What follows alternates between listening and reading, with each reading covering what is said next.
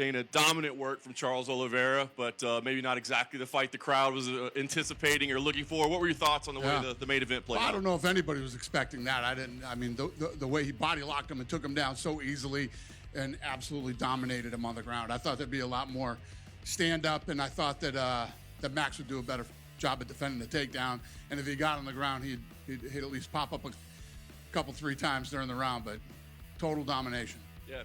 At the end of the day, the goal of the sport is to win fights, right? But when it's a BMF title fight, do you feel like there's a unwritten rule that you got to fight a little bit differently, that you got to make it a stand-up war and not have a grappling-based approach? Well, I think you'll have those type of guys, but the goal at the end of the day in every fight is to win. So he did exactly what he needed to do to win, and I think probably, you'll have to ask Max, but in training camp they're probably expecting, if you've seen Charles fight. He's not afraid to go toe-to-toe, stand up, and, they obviously really believed that if they took him down to the ground, tonight would happen. Yeah, no doubt. Well, you made the announcements tonight that everybody's been waiting on. I guess talk about how you decided on Ilia Topuria and Justin Gaethje of getting that honor of main eventing this, historic event. Yeah, so basically what we did is the matchmakers went out and put together, started talking to everybody, seeing what fights were possible, and then came back to me, and I chose the card. Nice.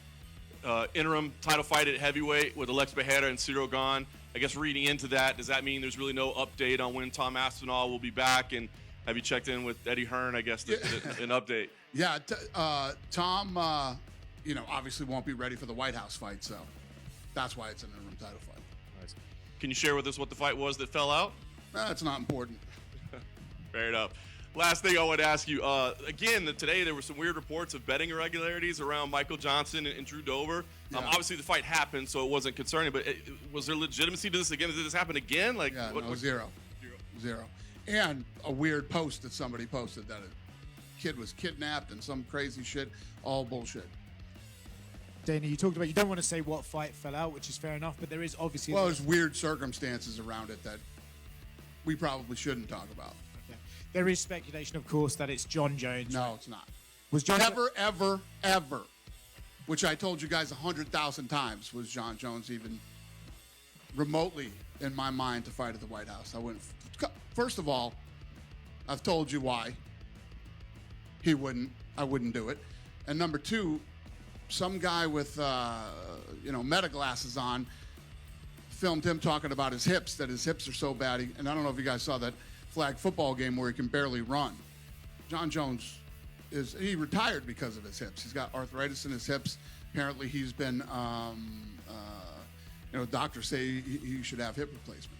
So add that on top of all the other reasons that I wouldn't. The Jon Jones thing is bullshit.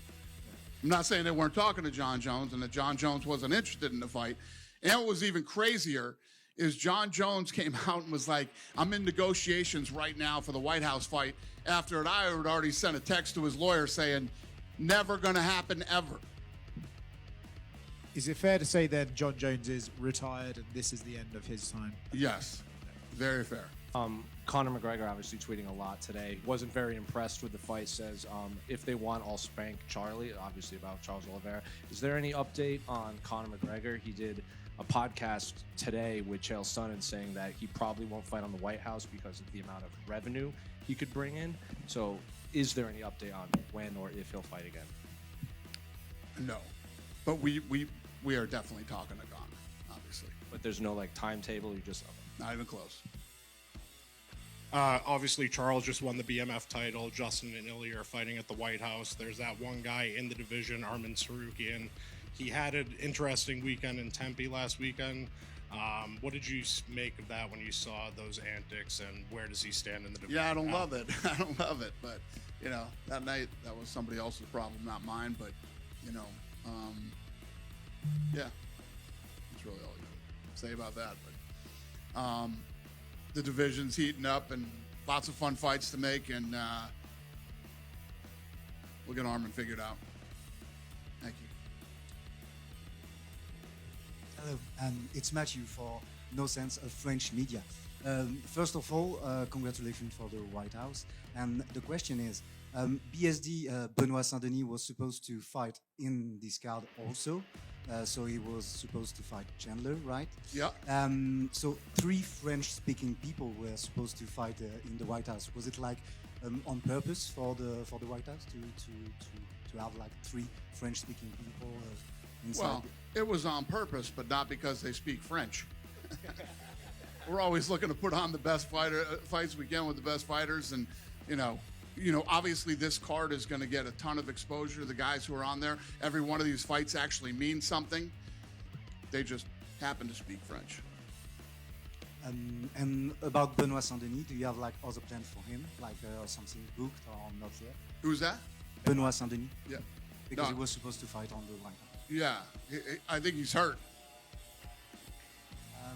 And just like one last question for me about Nassourdine Imavov.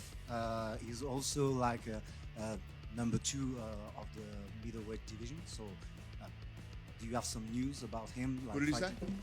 No, Nassourdine not Imavov. right now. Not right now. I don't. Thanks, sir. Thank you. Right behind you, Dana. What's that? There we go. I know you spoke about Armand just now, but he was in talks with Hunter Campbell about potential fights with Gaethje, Volk, and the winner of this fight, which ended up being Oliveira. I wanted to know what you think makes the most sense for him. What's the question again? For Armin, I know Yeah, yeah. Armin said he spoke to Hunter Yeah, about his got it. I don't know.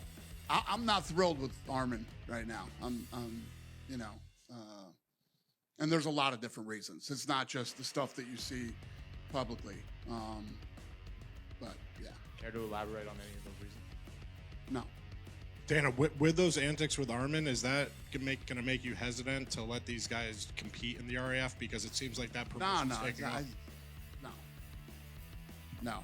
Listen, there's plenty of guys that wrestle that have, been respectful with other guys that they wrestled, and I understand there was some back and forth with both of those guys, but where there's smoke, there's fire, and Armin's been smoking a lot lately. So, yeah. Hey Dana, over here. I know you said there's nothing planned, but I just was wondering what you thought about, because Conor McGregor said he recently wants to fight the winner of tonight, and Oliveira won. What would you think about McGregor versus Oliveira fight? That guy just asked me that 2 seconds ago. Oh, I thought- yeah, yeah, that was alright, going to well. happen. Yeah. We have no date for Conor right now. Not even close. So, And another thing about you said recently, you said you'd want to box Eddie Hearn. Was that serious or was that a joke? no, it's serious and a joke. I'm fucking 56 years old. I shouldn't be fucking boxing anything. The last time I even tried to get ready to box was for Tito. I was 38, and that was a fucking nightmare, okay? And Eddie Hearn's a pussy. He don't want to fucking box anybody. Come on. Fucking Eddie Hearn boxing. Thank you. Yeah. He said he would. He said he would, and he said he'd spark you out. Listen, if that's what, then fucking fly out here. We'll go over to the Apex and we can box. And last night, Callum Walsh was telling me, he's like, we were power slapping. He's like, this thing would be, you should do it. You should do it. I'll fight in the undercard. I said, you'll fight in the undercard. If 2 fucking bums like us were going to do that, we'd be the first prelim of the night. It would be disrespectful to every guy who's a real fighter on that card to be under us. We'd be the first prelim of the night. And that would be fucking embarrassing. Obviously, you said there that the matchmakers presented you with options that would be available for the White House and that you would pick the card. Was Ilia Topuria and Justin Gaethje like your pick all along to be the main event for the White House? Well, we literally had, I don't know, 15, 20 fights to choose from, from the top to the bottom of the card, which 6. We were at 7, actually. I added one more, and then when the other one fell out, we went back to 6. But there were lots of things in play. There were lots of different fights in play for the White House. And then this is the card that I ended up picking. I know Kayla Harrison was someone that a lot of people thought might be on that card. We haven't really heard. Talked about her too, but she had surgery. I mean, when we were talking about that fight, it was something crazy. Like in 24 hours, she found out that she needed to go in and get emergency neck surgery. 24, 48 hours, whatever it was. Do you know how she's doing now? Is she going to be out for a while still? Did what? How is she doing now? I think she's doing good. Yeah, she's recovering. And She had neck surgery, like not long ago. The last thing you want to do when you have neck surgery is get punched in the fucking face by Amanda Nunes, you know what I mean? Or her pulling on your head or neck. So we'll give her as much time as she needs to heal. Yeah, and then you've been asked about Alex Pereira going to heavyweight for years. At this point, you've kind of had mixed feelings on it. Why did you guys ultimately feel like this was the right time for him? You know, Alex Pereira is this guy that he wants to fight everybody, you know, every single weekend. He's one of the most unique guys we've ever dealt with. And, you know, we all agreed that if this is what he wants to do, he deserves it. And a big piece of this fight will be his pursuit of a belt in a third division, which has never happened before. Yeah. We thought maybe if it would be like, 145, 155, 170 or something. How incredible is it that he's going for it at 85, 205 So true. heavyweight? It's absolutely incredible. And, you know, we'll see how it plays. You know, Ciryl Gane is a very interesting fight for him because Ciryl Gane doesn't move like a lot of heavyweights move. So should be a very fun fight. Thank you, Dan. Yep. Good? All right. Good night, you guys. Thank you.